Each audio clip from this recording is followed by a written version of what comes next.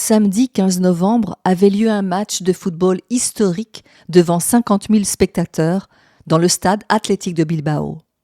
En effet, la sélection de la Palestine est arrivée au Pays basque pour y disputer un match contre la sélection nationale de la région. Un match symbolique qui tente d'œuvrer pour la paix. On ne peut que féliciter les initiatives qui permettent de soutenir les peuples qui souffrent. Gaza n'est pas seulement un territoire occupé, c'est la manifestation la plus actuelle d'un système capitaliste et colonial qui depuis des siècles accapare terres, ressources et vie. Des massacres de la colonisation aux guerres mondiales où des millions d'êtres humains sont sacrifiés pour des intérêts financiers, la logique est immuable.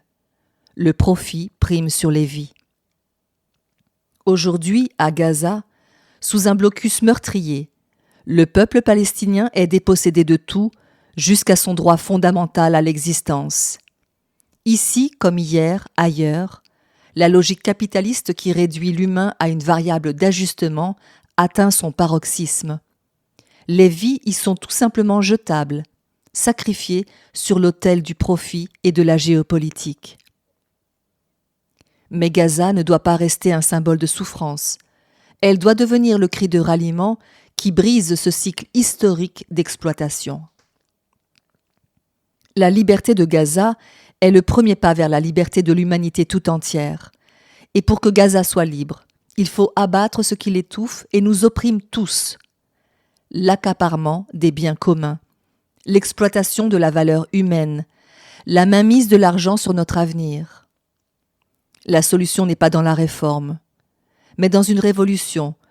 Une société où l'intelligence artificielle et les robots, fruits de notre créativité collective, nous libèrent du travail aliénant. Une production collective et écologique organisée pour la vie et non pour le profit. La gratuité du logement, de la nourriture, de la santé et de l'éducation comme droit inaliénable. C'est le paradisme qui ouvre cette voie, un mouvement mondial vers une société d'abondance où la dignité ne dépend plus de la vente de sa force de travail. Libérer Gaza dépasse le cadre du droit international. C'est un impératif moral pour briser une fois pour toutes la logique mortifère de l'accaparement capitaliste. C'est un premier pas décisif vers un monde sans esclaves ni maîtres. Un monde de solidarité où chacun vit libre, nourri, logé et heureux.